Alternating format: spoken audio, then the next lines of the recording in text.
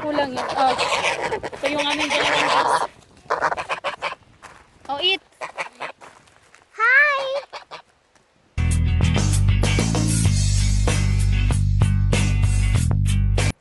Hello mga kakintab, good morning. Ayan, punta ako sa garden ko mga kakintab kasi kukuha ako ng sweet charge.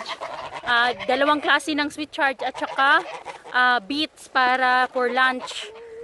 So kasi yung anak ko kasama-sama ko pa rin. At saka yung dalawa kong abubot sa buhay din na geese. Come on, Gizzy!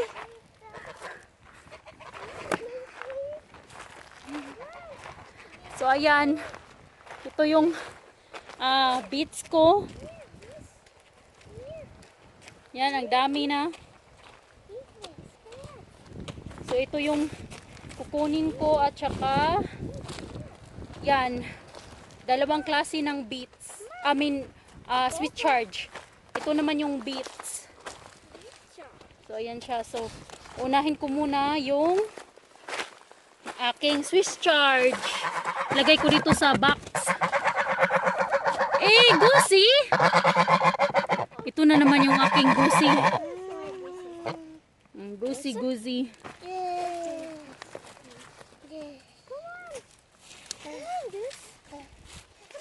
So ito. So ilagay ko sa box. You wanna hold the camera, Tiara? Yes. Hold the camera and face in here. There we go. Don't shake too much because the viewer don't like it. Shaky, they will get dizzy. Ayan siya. So ito siya mga kakintab. Thank you, Yara. So ito mga kakintab, pwede niyo itong madali lang itong lutuin. Itong sister, saka sobrang healthy din.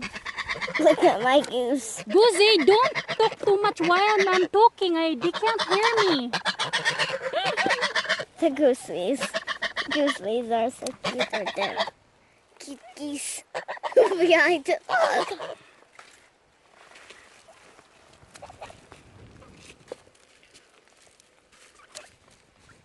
So ito siya. Goosey, don't talk too much. Don't talk too much. Goosey, Don't shake too much too. Wait. Don't shake too much so they can see us here. Masarap to adubuhin mga kakinta. Pwede din nyo itong adubuhin na parang ano lang, yung nagluluto kayo ng talong. Talong na naman. Yung mga ano ba, kumain din yung gisi namin. Look at that.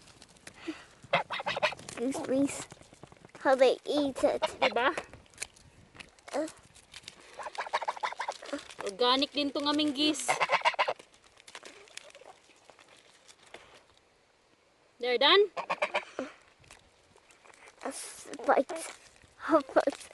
They're kind of like cute little soft geese on the neck. Yeah. Oh, Okay, I will do harvest more, okay? Pasensya yung ano talaga yung gis namin parating no buds, no. So ayan siya.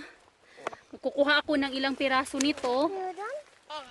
Masarap to yung gawin yung adobo, yung bang parang nag-adobo lang kayo ng kangkong, masarap din yan. Kung ayaw nyo yung luto nila, yung luto kasi nila may butter. Nilalagyan ng butter. Pero hindi ako mahilig mag ng butter kaya iba yung ginagawa ko siyang adobo. Parang spinach lang din siya mga kakintab. Ayan, parang spinach din ang lasa niya, mild na lasa din at masarap. Oops, ayan.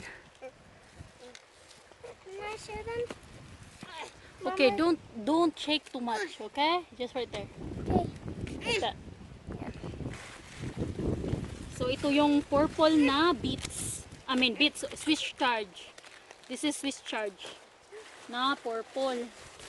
Ang kinukuha ko lang yung mga malambot pa. Ganito ba? So ayan. Wifey. Tapos inaadobo ko to. Sobrang dami. Yung mga malalaki na, pakain ko to sa aming geese. ito malalaki na, ipakain namin sa geese. So ayan, tapos na akong mag-harvest kasi marami na yan. Tsaka ako lang ang mahilig kumain, ako lang. Ako lang yun. Oh. Ito yung aming dalawang geese. Oh, eat! Hi! Don't want it anymore? Done? Goosey, are you done? Look at all our garden over there. My goosey is peeking in my back. Hey, don't pick my hair! Si Awan. Si Awan ang among duha ka geese.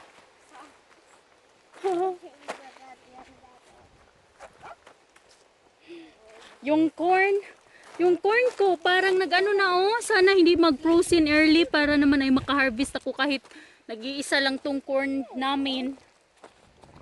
Look at this big corn. Yeah, halos kasing taas na ni Yara. So ayaw nila, so ilagay ko muna to sa gilid, pakain ko mamaya. Cool. Kasi na yan oh, harvest na ako at mag-harvest din ako ng beets. So ito yung beets, yung itsura ng dahon niya parang purple na Swiss chard din. Nakakain din to mga kakintab. Pero ito talaga yung purpose kung bakit tinanim to, ito. Yung beets sa loob. Yun ito. Ito siya. Pero masarap din to. Super duper healthy din to. Kaya ihahalo ko to sa aking Swiss chard. Adabuhin ko lang yung Swiss chard ko kasi ako lang naman mahilig kumain ng mga gulay na ganito. So ayan. So kukuha ako ng mga ito. Gustong gusto to ng asawa ko din. Lalo na pag gustong gusto to ng asawa ko lalo na pag ginawang pickled dates. Sarap yan.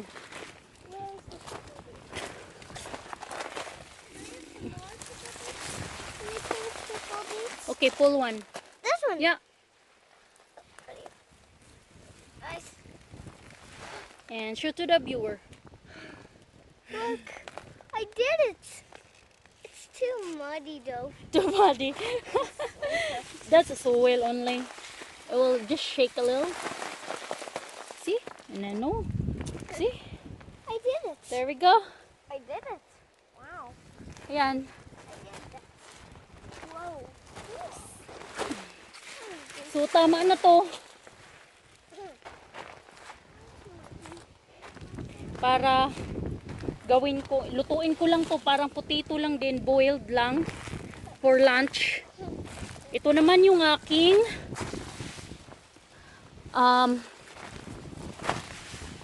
parsnip. So maliliit pa siya. So pupunta ako doon sa kabilang yard para kukuha ng parsnips.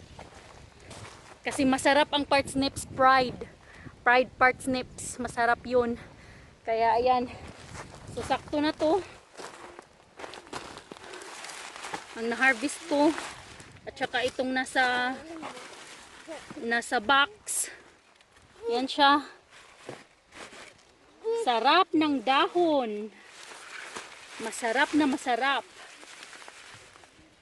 So ilagay ko to sa gilid. Yan. So ito na isang box. Isang box talaga. Ayan. Thank you so much guys for watching and see you guys next time. Bye! I'll say bye-bye. Gusto pa palang magbabay sa aking anak. Bye. Oh, give it to me that kanang scissor. I want to cut some more weeds of those so they won't die. Yeah. Okay, see you next time. Bye viewers. Say bye. Bye-bye. Buds, bye. Bye. Oh, bye.